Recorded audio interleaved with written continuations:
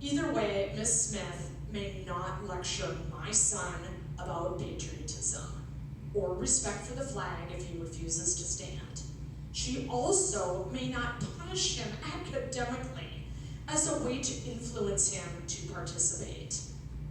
I concluded my letter by telling the principal that I needed assurance that she would speak to Miss Smith about what happened that morning between her and my son.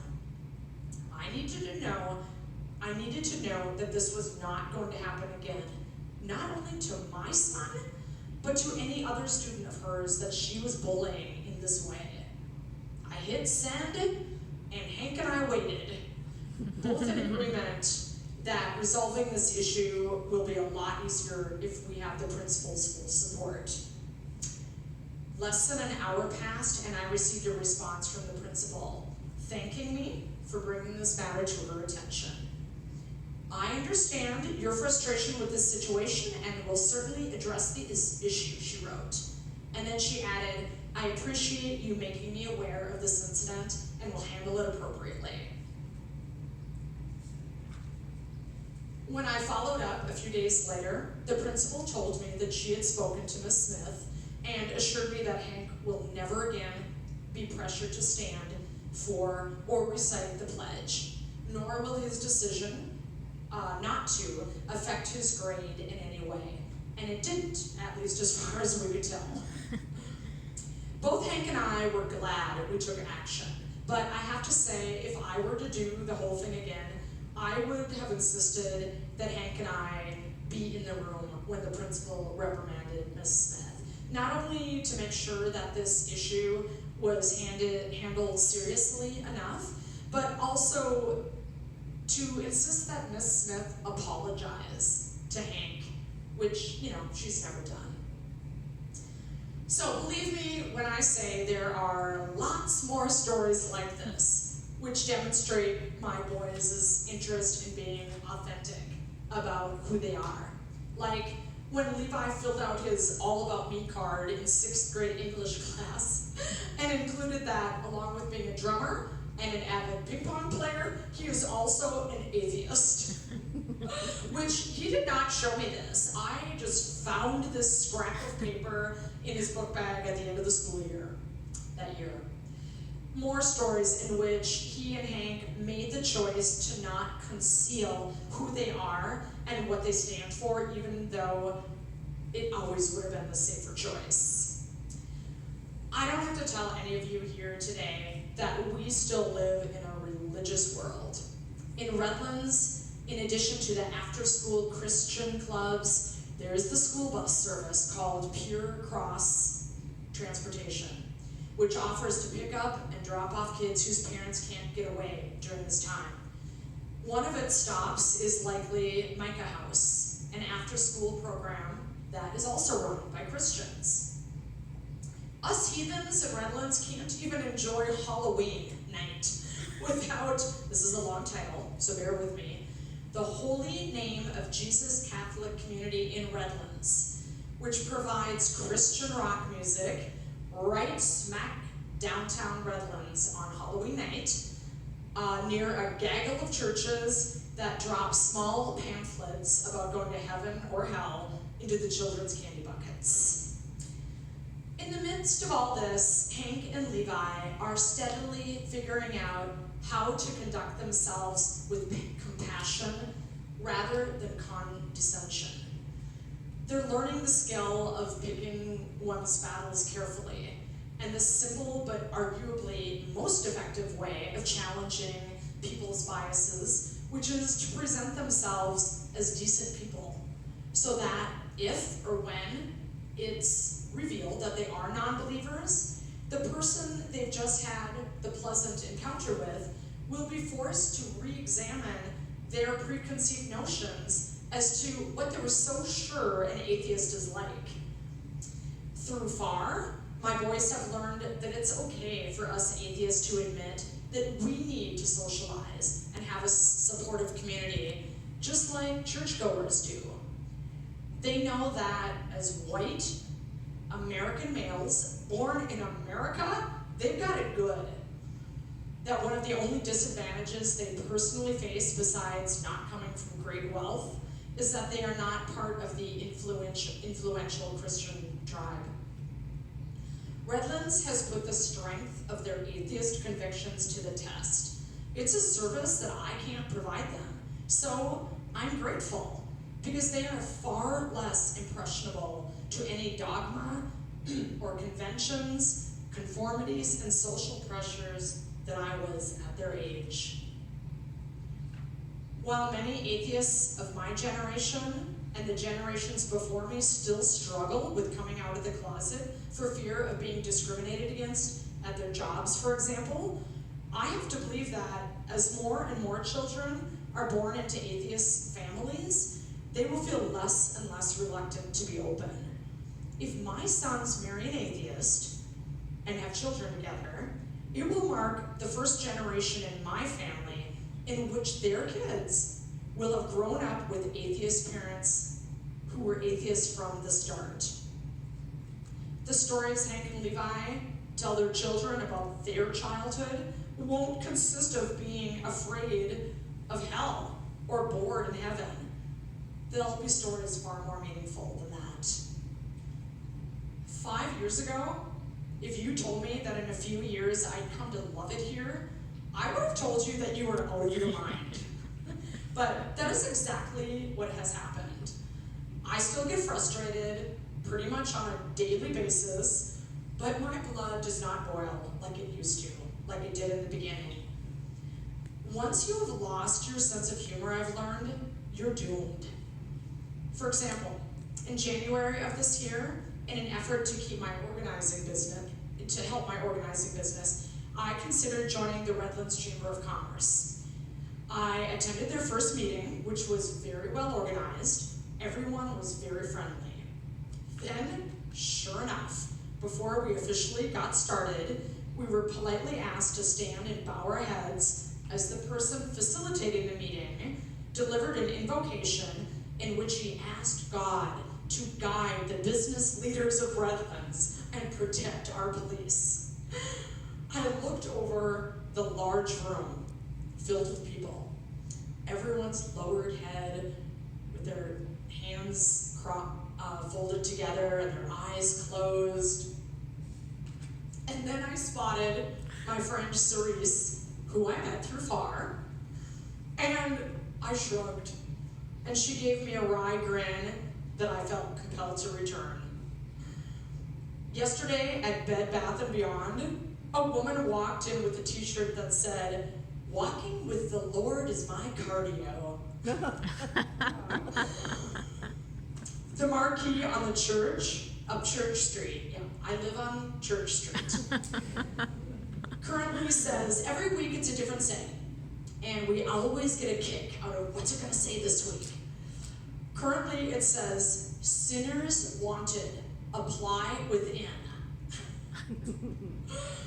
At my last eye exam, when it was time to test how well I could read fine print, the optometrist handed me a laminated index card and instructed me to read it. So, of course I didn't scan it first. I just began reading the words that were in front of me, which read, "In the beginning, God created the heavens and the earth was without form and void, and darkness was upon the face of the deep, and the Spirit of God moved the face of the waters, and God said, it's good. let there be light." And there was light. I could barely get through it. Not because I couldn't see well enough, or because I was fuming inside, but because I was trying, like you wouldn't believe, to suppress my laughter. And once I eventually got through it, I said, "Have you ever considered changing the content of this reading material to something less religious? You know, because this isn't a church." And the young doctor looked rather shocked. "Oh," he said, "I guess I never thought about it. You're the first person to ever say anything." So, for any of you wondering how to find yourself, there's nothing more effective than going where you don't fit in. Thank you very much.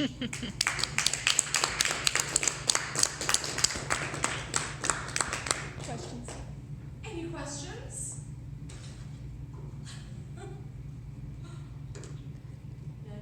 Yeah, just another experience when my daughter was little. She was, I don't know, maybe 6 or 7. She got invited to a happy birthday Jesus party around Christmas time. And she had been brought up with no religion. And I said, yeah, you can go. Yeah. You can, you can go see what they're talking about, I wasn't gonna tell her not to go, play with the other kids. And she comes home with a little comic book style pamphlet.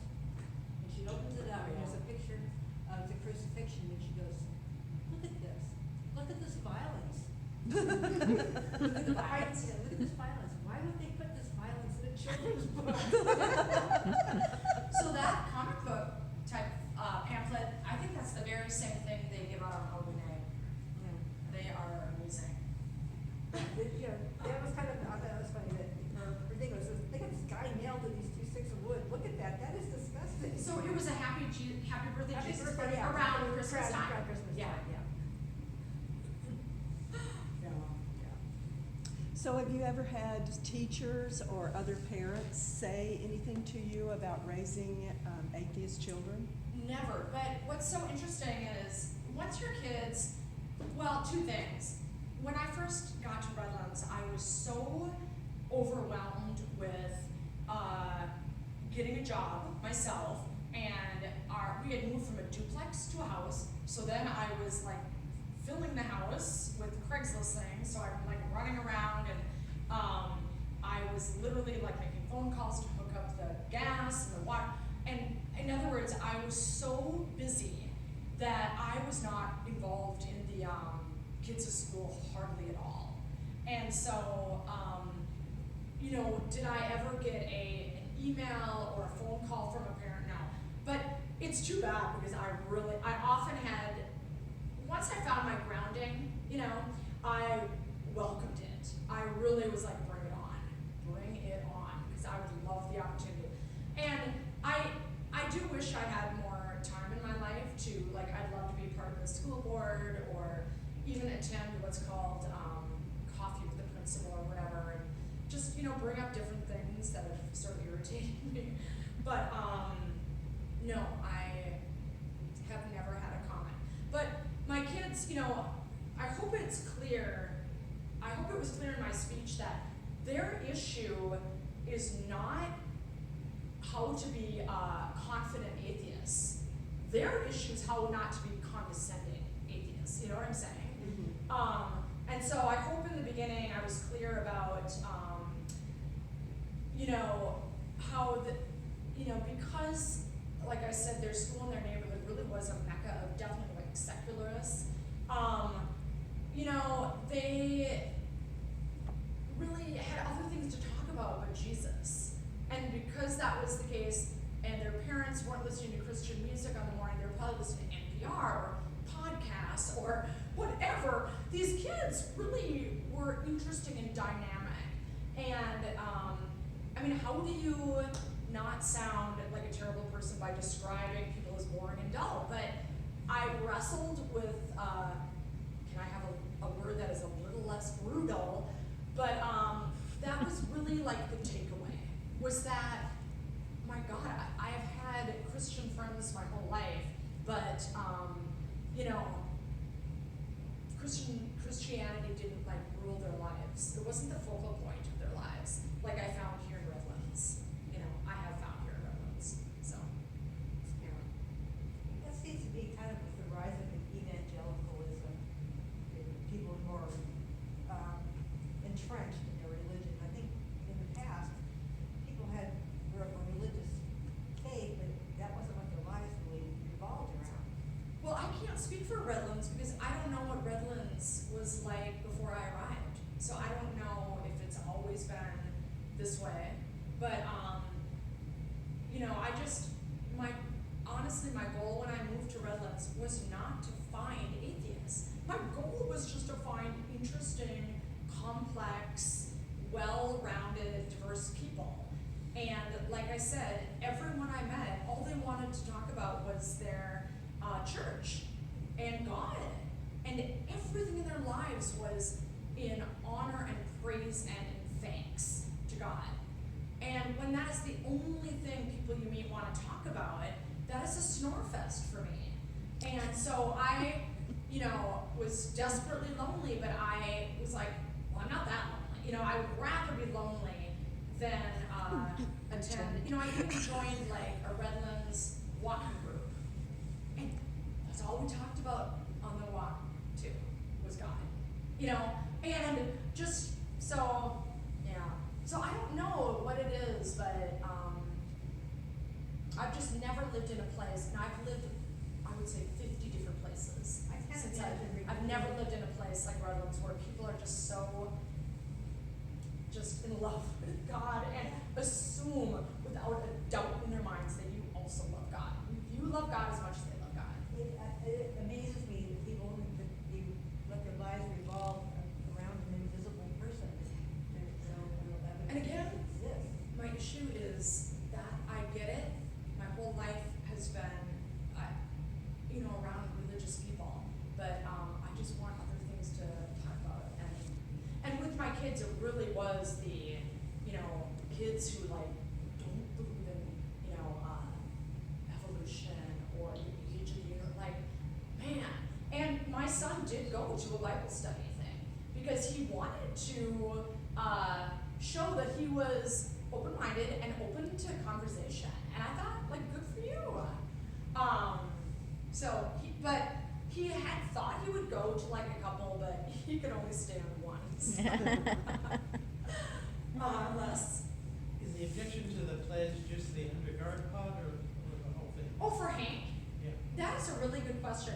And I asked him that. Well, I didn't even have to ask. He said, I know you're assuming it's because of the under God thing. And he was right. But he said it actually had just as much to do with like the incongruity with like, we're like this free country, but then we all stand with our hand and just like the kind of weird sort of cultish like allegiance. And it just seemed the opposite of kind of just being free to believe and do what you want and stuff. It had way more to do with that, he said. But yeah, when he told me that the teacher was like doing this, oh God, he's a science teacher. Couldn't believe it. So anyway, yeah. I mean, I have nothing. If he wants to stand for the pledge, I honestly just assumed they had the pledge, and I didn't even ask him up until this incident. Hey, are you standing for the pledge at school? I really didn't care. It was his choice what he was doing. So, but And they both pretty well adapted now to the Redlands environment, do you think? well, so that is why because I made them join something, and like I said, I've never in my life been a part of any kind of group until I joined the IEA. It's the first organization I've ever joined. And even my kids, they weren't in Boy Scouts, they weren't in Little League or T-ball, and not because I was against any of that. They just had no interest. We literally lived across the street from a park, and like I said, that was just their lives. Oh my God, I've digressed so much, I forgot your question. I was just asking if they're well adapted now. Oh yeah, so well adapted. So yeah, but here we did live across the street from a park, and they were getting bigger. So just going down a slide among like other kids playing around and running around was becoming less and less interesting. Which is why I was like, you are going to join something. I don't care what it is, but because I wanted them to feel a sense of belonging with something. And, to be honest, it didn't surprise me that they chose music over like football teams, and yeah. And even though these, like I said, none of these kids have said like, just like, I'm an atheist too, or I'm a secular. They are still, they're musicians, right? And so they're pretty like funky, fun kids. And I just think it is so great that my boys are just utterly open.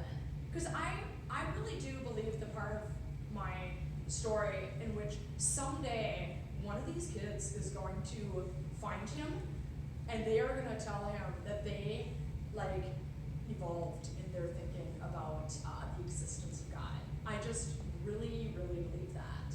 And I hope that it helps them just to always be mindful of like, I was that person, I was that kid, you know? Well, it's the reason that a lot of religious folk don't tolerate skeptics, because they know it can convert others, right? Right, exactly. Give them permission to question. Yeah, yeah. Yeah, because they don't have permission to question.